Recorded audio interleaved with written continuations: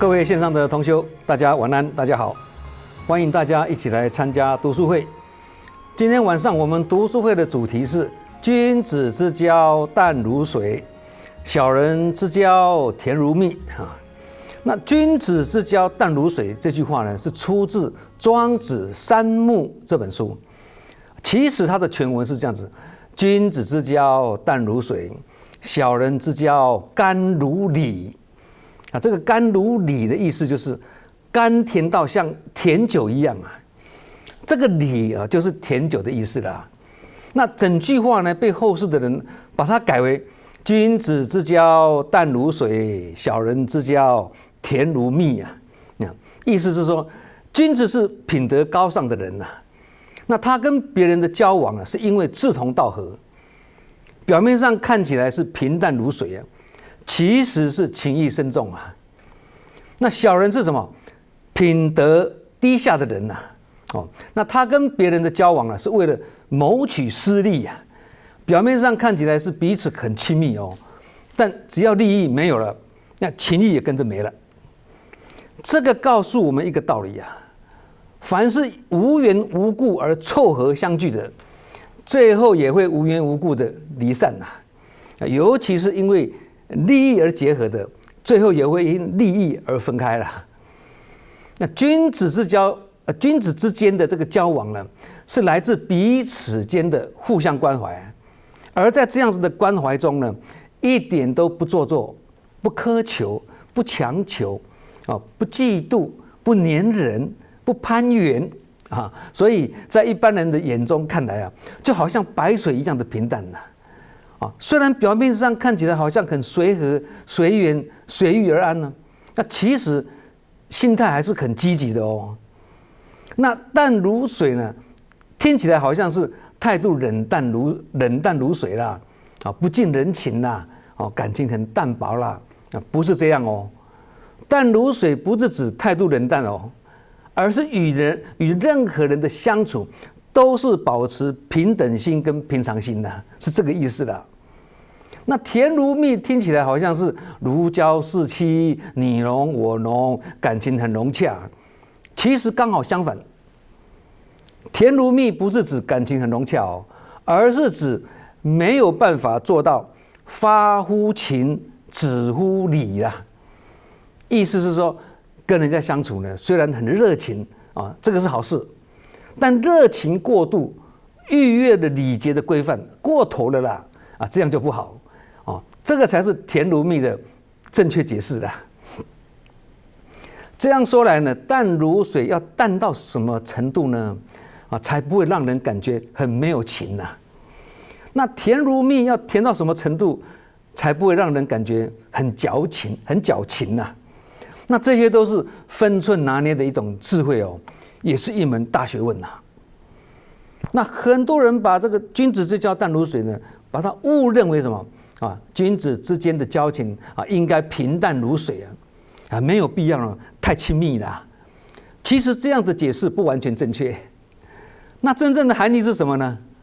真正的含义是指君子之间的交情不为名利不求虚华啦，不因对方发达时而去攀附或攀援也不会因对方潦倒而嫌弃他。也就是君子之间的交情不是建立在彼此的利益上面这才是君子之交淡如水真正的意思啦，不是如水一样的平淡哦。那很多人呢，在富贵腾达的时候会发现身边的朋友呢多了很多，尤其是有一些头衔或名位的时候呢，那更是明显旁边就会出现一些逢迎附和、拍马屁的人可是当一旦碰到困境的时候呢，或处在患难中呢，这才发现原来彼此之间的语言呢，并没有想象中那么好啦。所以才说患难见真情，困难见人心嘛。也才说富在深山有人去穷在隔壁没人来这个就是人情冷暖的现实那人在贫穷的时候呢，最困难的是莫过于借钱。人在富贵的时候呢，最难的是什么？莫过于交心啊。那生活在这个世界上，最难懂的是什么？人心跟人情人暖啊。那最难分辨的是什么？真心跟虚情假意的。所以，人只要穷过一次，才懂得朋友的珍贵，因为他是在你落魄之际呢，还愿意对你伸出援手。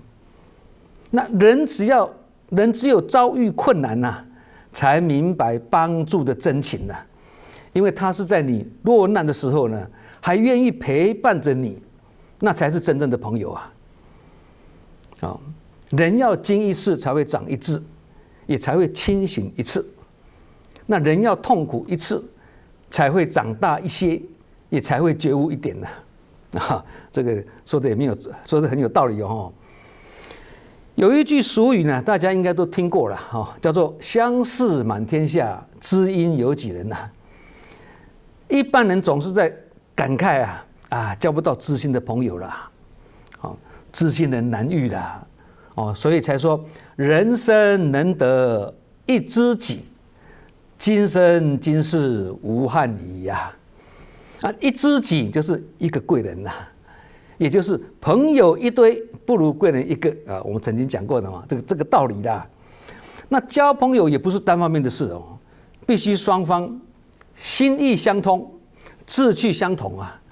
如果有一方有心一方是无意，那就是落花有意随流水，流水无心恋落花叫做落花有意流水无情这样就交不成朋友啦。或者是一方贫穷，一方富有，那这种友情也会饱受考验哦，因为层次不同或圈子不同，很难相容不过也有不一样的情形哦。例如对方很富有但是他不嫌弃我们很贫穷哦，彼此还是结为莫逆之交或者我们的学问、能力、才华比不上对方而对方却愿意放下身段跟我们结为朋友或者是本来大家都一样富有，但是呢，世道无常有一方突然遭遇无常而家道中衰，落入贫穷了。这个时候，另外一方不因对方的贫穷而见弃，一再的给予纾困跟协助，帮助他东山再起这个就是最难能可贵的什么患难之交了啦。所以朋友之间相互信赖是友谊永固的重要因素假如彼此信赖不够，时而怀疑，时而误会，那交情就很难维系下去的啦。而朋友之间这种互信的建立也是要日久才能见人心要经得起时间的考验古代曾子的母亲在家里织布那有人上门呢，就看他说：“你的儿子杀人哦。”他一点也不相信丝毫不为之所动。过没几天呢，又有人来跟他说：“你孩子在某某地方杀人哦。”他说：“我相信我的儿子，他不会啦，不要听信谣言。”就这样一而再，再而三的。第三次呢，又有人来跟他说：“你儿子杀了谁谁啊？”这次不但讲杀人还讲得更清楚杀了谁那曾子的这个妈妈开始信心动摇了就很紧张的问是真的吗？所以误会的造成就是经不起谣言的考验因为谣言多说了几次呢，听的人很可能会信以为真现在我们所处的社会就是这样下礼拜台湾就要举行总统大选了现在竞选活动是如火如荼候选人或者不同政党之间的攻防加上外部势力介入，我们经常会面对假讯息跟假新闻的认知作战造成什么以讹传讹道听途说这种乱象产生那有些消息或讯息我们也是半信半疑呀。但是我们也不禁会问哦，是真的吗？是这样吗？所以如果头脑不够清楚哦，我们的认知很容易就被影响了。同理啊，多年的友谊啊，虽然经过多次的患难相扶持啊，但是一旦遭到谣言的挑拨离间哦，还是不容易通过考验的哦。正因为不容易，所以这一种的真情跟互信呢，才显得珍贵啊。有一本经书叫做《佛说钵经》啊，钵是人名呐，就是释迦牟尼佛的前身呐。那这个钵在幼年的时候就很好学，才艺过人呐，一切学问跟96种外道经典他都通，无所不知啊。民国22年，也就是西元1993年，那时候我们还没有出世啊。有一位叫做大醒，醒来的醒，大醒法师的这个出家众啊，他用善巧的翻译的笔法呢，把经中为人处事、居家、交友、用人、事人、为政、治国等等的道理啊，如实的清楚阐述，不但笔锋清晰流畅啊，用词遣字也浅显易懂。尤其呢，透过种种的例子，用很多例子啊，跟故事呢来阐述，让读者读起来呢津津有味啊，毫无说教的意味。所以从文辞到义理呢，都充满了人间佛教的思想，很接地气啊。这个跟维摩诘经一样啊，都是学佛者实践人间佛教的最佳蓝本啊。那在这一本《佛说钵经》里面有提到一个道理啊，他说啊，坏的朋友有2种，一种是如花的朋友，一种是如秤的朋友，称斤称两的秤啊。那如花的朋友是当你美丽的时候呢，他就把你插在头上；当你枯萎了，他就把你丢在地上。那如秤的朋友是什么？当你轻的时候呢，他就对你呢傲慢昂首啊；当你分量够重的时候呢，他就对你呢低头跟随啦。其实这个在我们生活中也不乏看到这样的人呐。那这本经也提到好的朋友也是有2种，一种是如山的朋友，一种是如地的朋友啊。那如山的朋友就好像高山一样啊，他让各种鸟兽群聚；那如地的朋友就好像大地一样啊，他让一切众生呢依附生存啊。所以在人群中啊，我们要能够清楚分辨呢，围绕在我们身边的朋友，哪些是如花跟如秤的朋友呢？哪些是如山跟如地的朋友呢？我们自己心里要有数啊。即使是患难之交的朋友，也要经过一些时间的考验哦，才能见真章啊。何况不是患难之交的朋友，那患难之交都会人心无常的啊。那不是患难之交，那就更不用讲的啦。所以才说相识满天下，知心有几人呐，实在是很不容易啦。有一句话成语的叫做世态炎凉啊。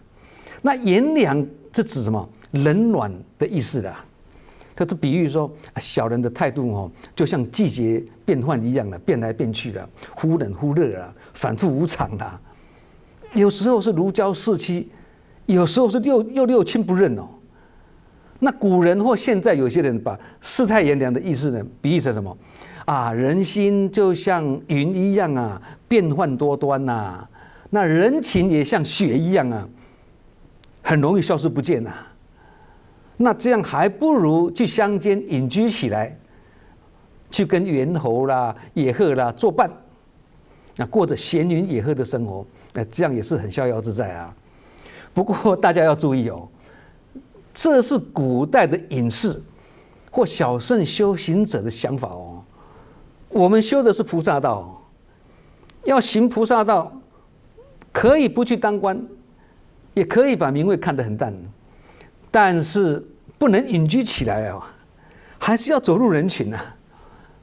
否则会变成孤家寡人呐，或者孤僻老人呐，这样就不好啦。总而言之啦，人在社会上或人群中奋斗，多少都会尝尽世态炎凉跟人情冷暖的滋味啦。相信在座大家都有这种的经验呐。所以佛法不只是讲人生无常啊，也讲人心无常啊。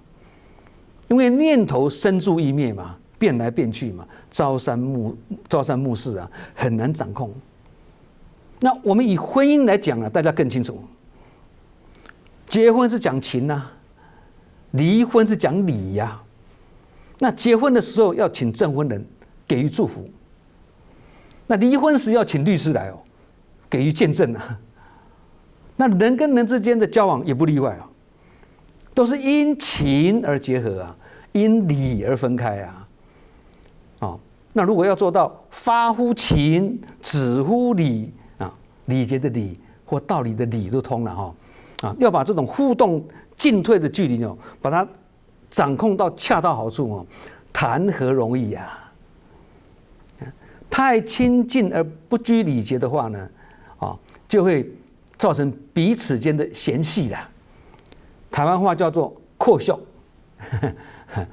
交往时呢，不讲人情，只讲道理啊，这样就会礼多情就薄了。因为表情跟言行的都很严肃，所以人家看到他不敢跟他亲近，这样我们就无法广结善缘了。所以这也是一门大学问啊。有一对夫妻呢，很有心呐，都来当志工了，但是在家里呢，经常是夫妻共修，共同修理啊，不是共同修行啊，常常吵架，所以所吵的都是那些鸡毛蒜皮的小事啊，或一方难以改变的个性或生活习惯啊。那每一次先生或太太向我倾诉的时候呢，因为我跟他们都很熟啊，我总是劝他们呢，哎呀，既然数世因缘而成为夫妻，彼此是如此的牵绊而难以割舍，那既然对方个性难改，那我们就从自己先改起嘛，自己先调整嘛，再不行的话呢，就怎么样，暂时搁置他嘛，搁置不是置之不理置之不理如果可以解决事情，这样就好办了不是，那要怎么办呢？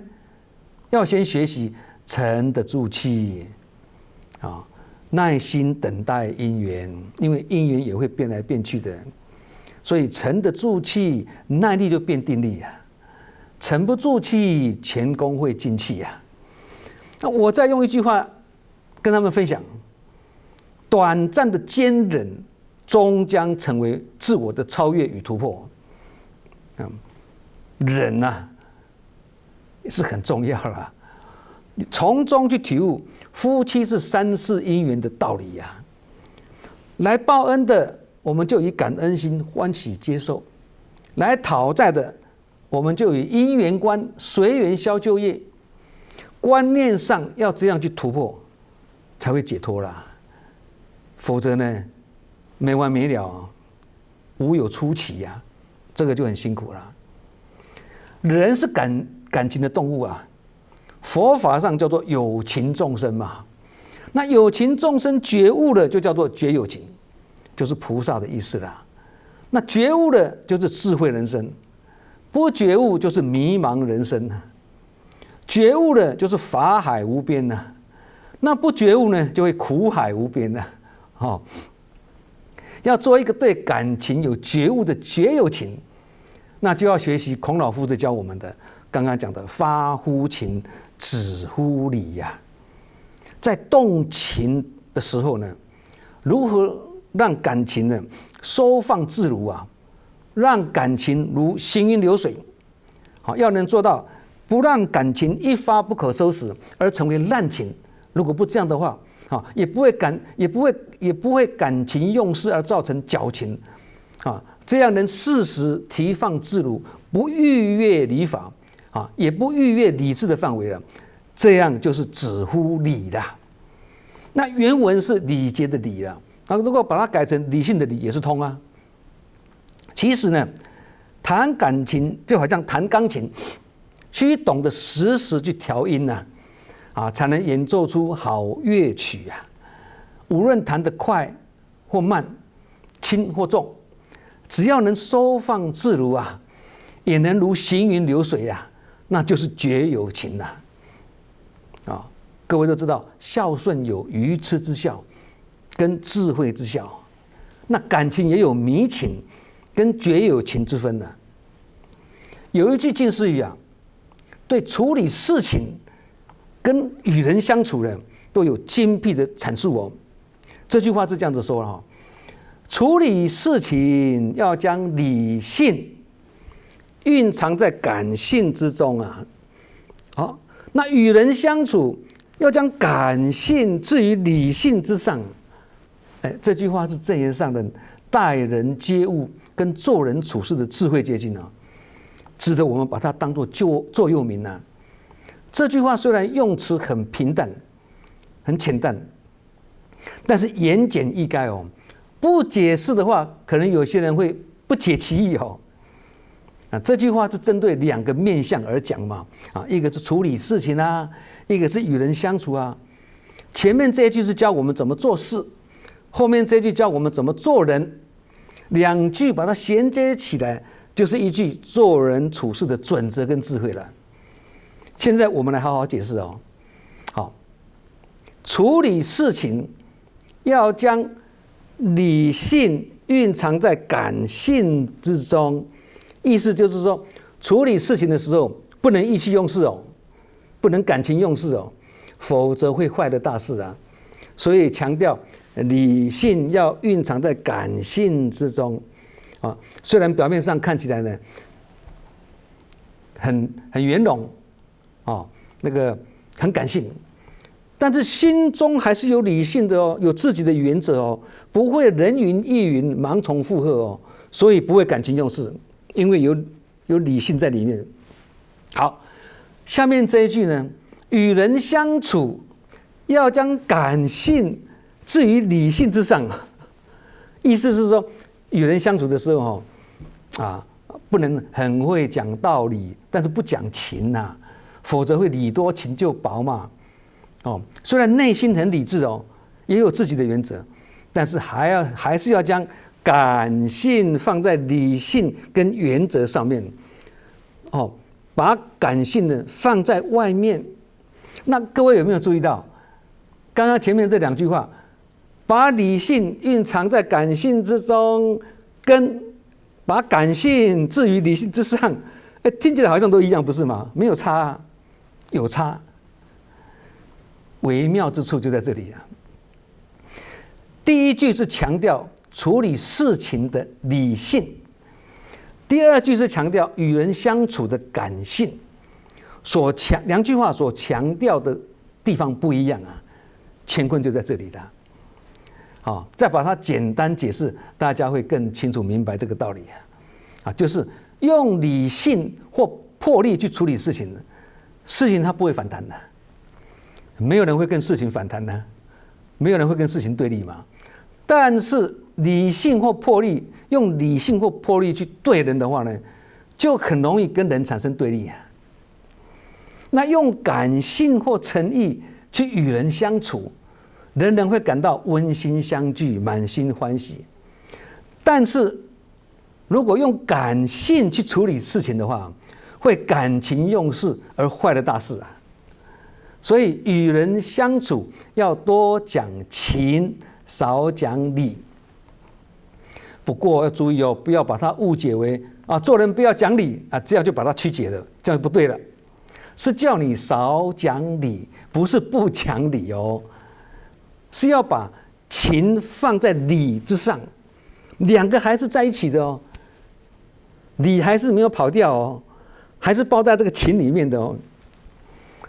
所以正言上人开示说感性跟理性能兼具是最好嘛。如果两者不可兼得的话呢，宁愿选择感性。同理，慈悲跟智慧能悲智双运是最好啦。但是如果不可兼得的话呢，宁愿选择慈悲。这一句开示清楚点醒我们一个道理不要只是做一个有理的人，或做一个对的人，还要做一个慈悲的人。不只是讲理，还要慈悲，意思是这样子的。那感情宣泄的过程中啊，也是要有理智来把它平衡啊。感性有余，理性不足，或理性有余，感性不足都不好。控制的好叫做智者运命啊，控制的不好叫做愚者命运啊。一个是操纵命运，一个是被命运操纵啊。因此要把理性跟感性拿捏得很好，也是一门大学问呐。同理啊，跟人交往要淡如水还是甜如蜜，那这个也是一种理性跟感性拿捏的智慧啊。太过理性而淡如水啊，这样就很难跟人家亲近了。那太过感性而甜如蜜，这样很容易落入私情的牵绊了。所以过犹不及都不好了。有一句话说啊，仗义每多屠狗辈，负心多是读书人呐。屠狗辈是指嘛，以杀狗卖肉为生的人呐，是泛指职业卑贱的人呐。那这句话的意思是说，讲义气的多半是一些从事卑贱职业的下层民众，而有知识有文化的人，却往往对朋友呢做出负心的事情。那这句话是明代诗人呐，叫做曹学全的他的著名的对联呐。那他这个句子的典故是这样子的哦。在明朝时期呢，皇亲中戚啊，骄横跋扈啊，而且喜欢养斗犬呐，也有喜欢养斗鸡的啊。那有一天呢，这个皇亲的一位这个奴才啊，就放出一只斗犬呐，在路上任意咬人哦。正巧呢，这只斗犬呢扑到了一名秀才身上。那这个秀才呢几乎丧命了。那快要丧命之际呢，一名屠夫呢就冲出来啊，把这只斗犬的头啊把它剁下来啊，然后救了秀才嘛。那皇亲知道这个事情之后呢，很不服气，就把这个见义勇为的屠夫啊送到官府来啊，要求这个屠夫偿命。你杀死我的狗。那这个对联的作者呢，曹学全，那个时候他是做官的，他是耿直不阿啊，很正直。在审理这个案件的时候呢，就判这个屠夫没罪、无罪。不但如此哦，还要求皇亲要赔偿秀才医药费啊。那皇亲当然不服嘛，要求重审。重审的时候呢，他就暗中这个皇亲就暗中去贿赂这个秀才。叫他改口供，说自己当天是在跟斗犬游戏啦，是屠夫硬要把那只斗犬杀死。那这样的口供说出来以后，这个曹学全呢听了这个口供之后非常愤怒啊，斥责这个秀才啊，妄为读书人呐，还做假口供啊。于是就下令这个衙门的仆役啊，鞭打这个秀才。打没几下呢，秀才终于呢招认呐。哎呀，一切都是皇亲的威逼利诱啦，我才讲出这个假的口供出来啦。那真相大白之后呢，曹学全就在案件上面呢写下：仗义每当屠狗辈，负心多是读书人呢。这是这句话典故的由来了。不过话再讲回来啊，我们讲话也是要客观的，不能把话说死啊。不能把话说死啊！这句话是这位曹学全呢，在气愤的状态下写的啦，所以少不了有一点偏见。为什么说有偏见呢？我们来解释，各位听听看有没有道理哈？其实仗义或不仗义，跟受教育的程度没有什么大关系啦。屠狗辈里面也有见义勇为的啊，也有忘恩负义的啊。那读书人里面也有一些是很讲义气的哦。也有一些是自私自利的啊，一种米养百种人呐，人群中充满了众生相，各有不同的习气啊。其实这也是一种众生平等呐，大家都差不多了，因为天下乌鸦一般黑，所以不能武断的把人的个性呢，以4种血型来分类，或者以12个生肖或12个星座来分类，这样太牵强了啦。更不能把人分为土狗辈跟读书人啦。对，那话再说回来这句话也不无它的道理因为穷人比较会同情穷人呐，痛苦中的人才会同情痛苦的人呐。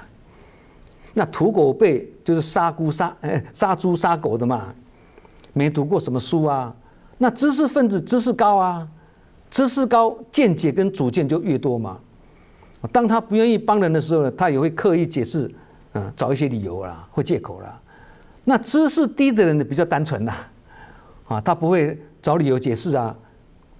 一旦朋友有难，他会说：“怎么可以不去帮助呢？”因为他思想很不复杂，很单纯。朋友有难，我就要帮他。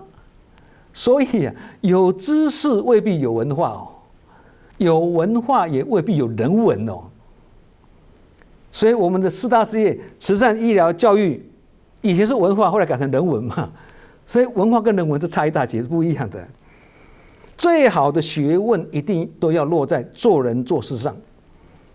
同理，最好的佛法一定要落实在日常生活中所以我们不能简单的说，哎呀，读书人不仗义，那就是负心的人呐，或土狗辈很仗义，那就代表他所作所为是对的，不能这样子不能这样武断来做定论其实人性是最不靠谱的啦。读书人往往社会地位比较高嘛，而面对的诱惑也就比较多因此总有人在利益诱惑面前呢，失去原则跟立场嘛。那社会低下阶层的人，因为社会地位比较低嘛，那面对的诱惑也会比较少可能一辈子都碰不上什么大的诱惑啦。但这个也并不代表他们道德是高尚的当他们当这些穷的人，他面对大的诱惑的时候，也是一样会把持不住因为这就是人性所以这句话的意思应该是这样子解释：秀才既然读了很多书，更应该懂得诚信跟仗义的重要。所以读书人应该比土狗辈要多仗义一点才对啦。这样讲呢就比较圆融一点，比较不会武断啦。我们平时似乎对于土狗辈呢的道德要求比较低啦，因为他没读书嘛。